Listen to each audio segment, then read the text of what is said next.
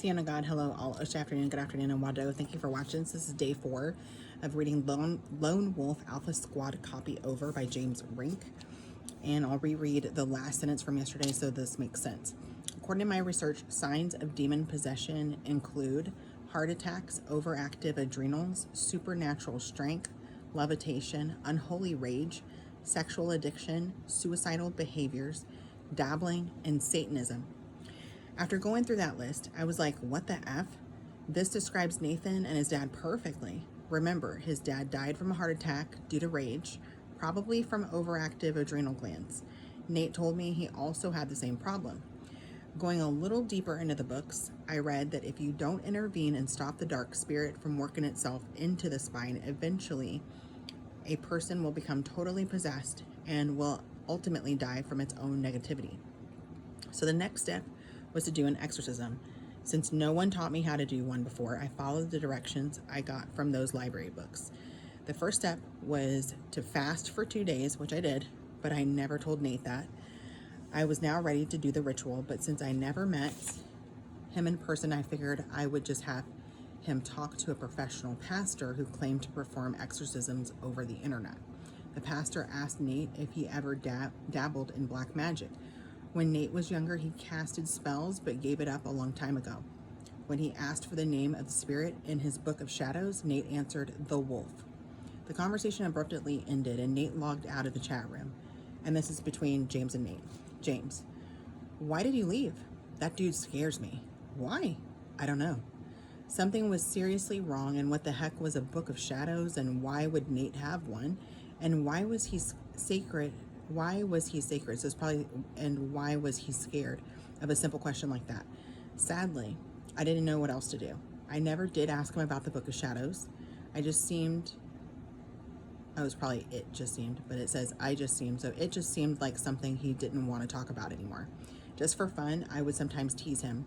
One time, Nate misspelled some words in his chat box, and I jokingly said, "Dude, you were talking in ancient Vrishnis. Vrishnis.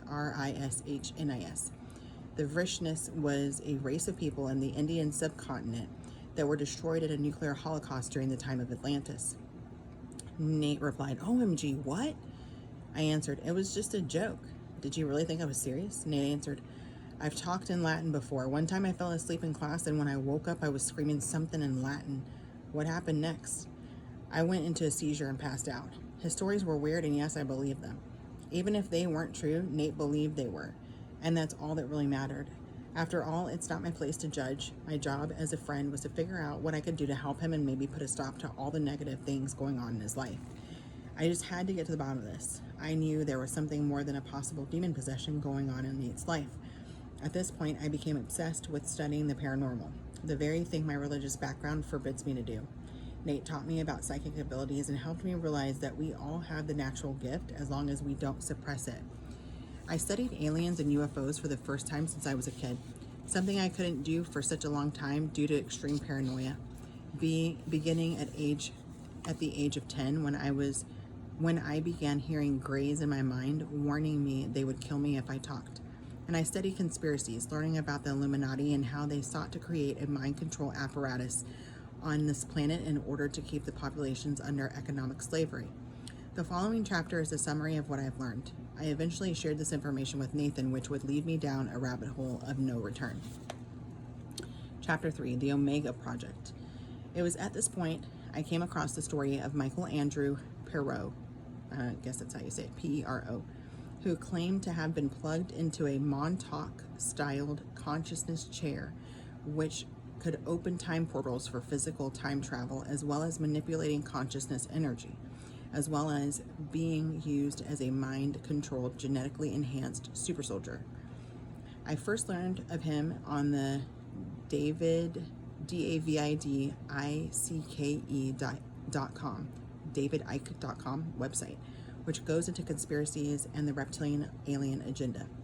David Icke explains how some of the negative ET factions have made alliances with governments all over the world. The worldwide conspiracy seeks to consolidate all governments into a global superpower ruled by an elite cabal who receives orders from malevolent ETs. Accordingly, the chain of command at the top of the cabal is Lucifer/Satan. Below him is the Jesuit Black Pope, who resides in the city of London. Below him is the White Pope of the Vatican, who controls the Roman Catholic Church and the Masonic Order. Below this network is the Illuminati and their sublevels, which include the Club of Rome, the Trilateral Commission, the Council of Foreign Relations, the Bilderberg Group, the United Nations, NATO, NATO, the Federal Reserve System, and so on, right down to your local Chamber of Commerce and churches or religions. I've always wanted to look into the Federal Reserve. I'm like, something ain't right there. Within this whole evil hierarchy is the Khazarian, Khazarian dash Zionist dash Bolsheviks, the KZB, who are, and I always want to look in the Bolsheviks too, I've heard so many things, who are the reincarnated Pharisees during the time of ESU, I don't know how to say this, Jmmanuel, Manuel, and in parentheses says Jesus. They now control most governments of the world. The largest governments under their control include the United States, Great Britain, and Israel, who make up this triangle of Zionism. These people are pushing hard to create a one world order.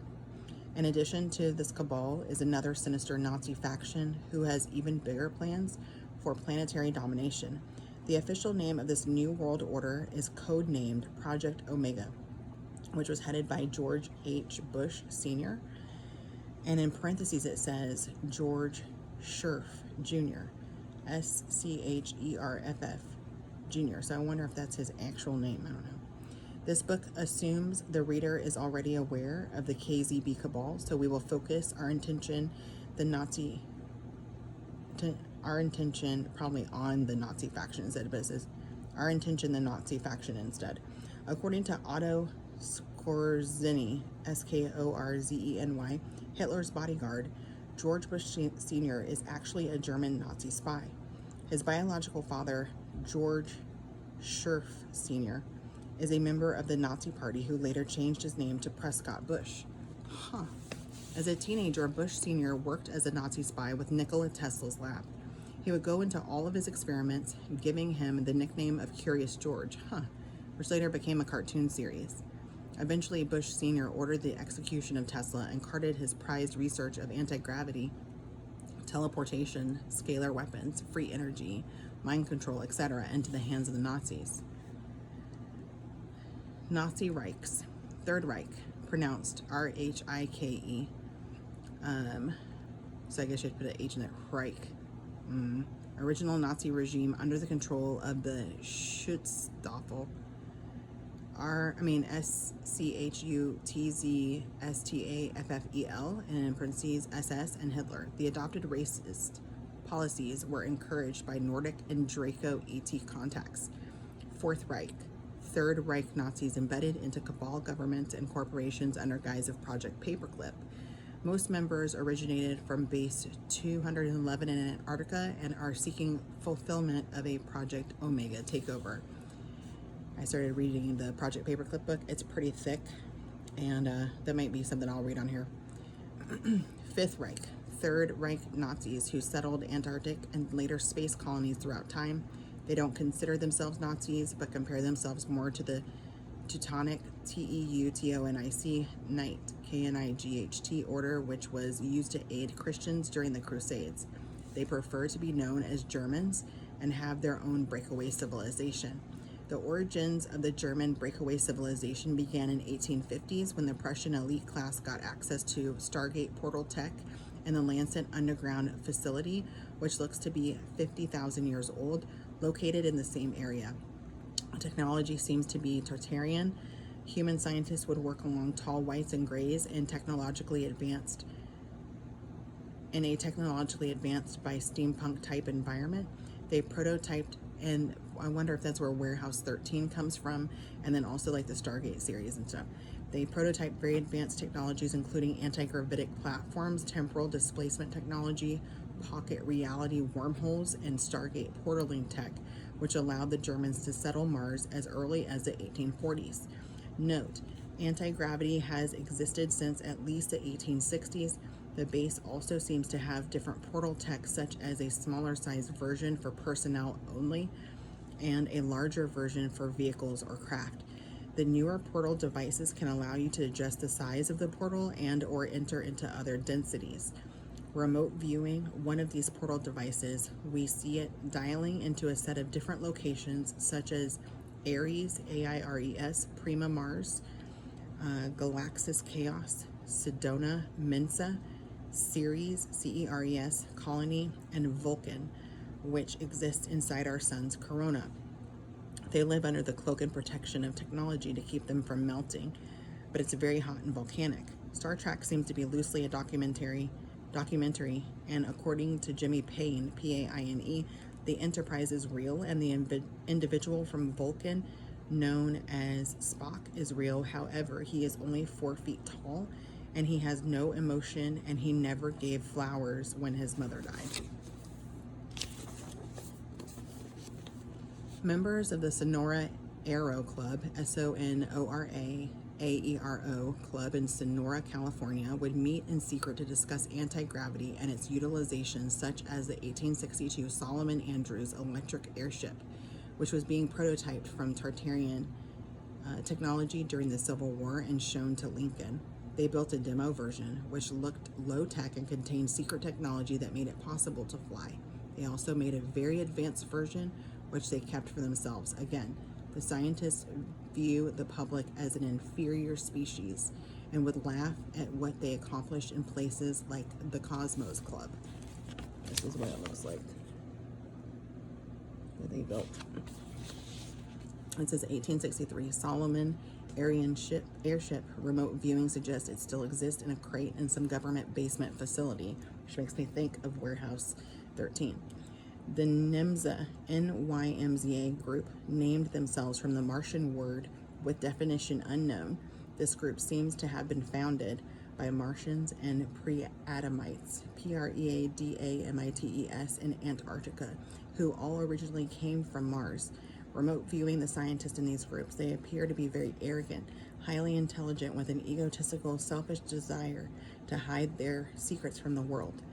In 1918, when members of the German Thule, THULE, secret society began to have secret channeled communications with Nordic ET, requesting their assistance to accelerate the Prussian flying platform technology.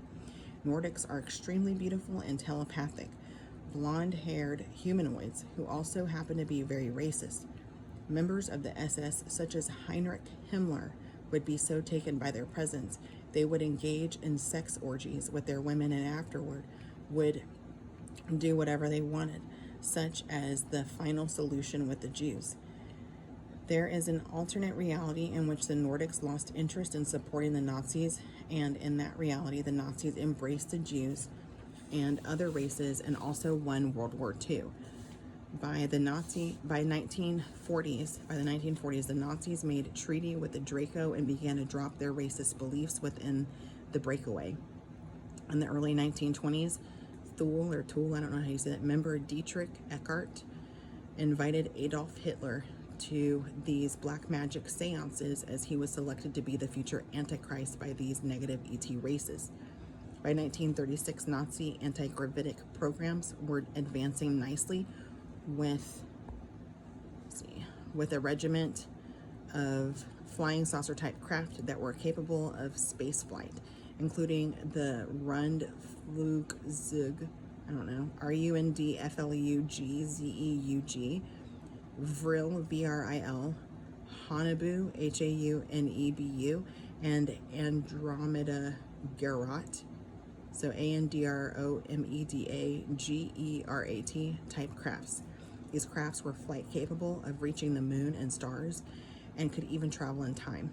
In the 1930s, the Nazis began negotiations with the Dracos to acquire permission to build a 20-acre moon base in their territory on the moon, as all suitable base locations on the moon were already claimed by other species who had no interest in sharing space.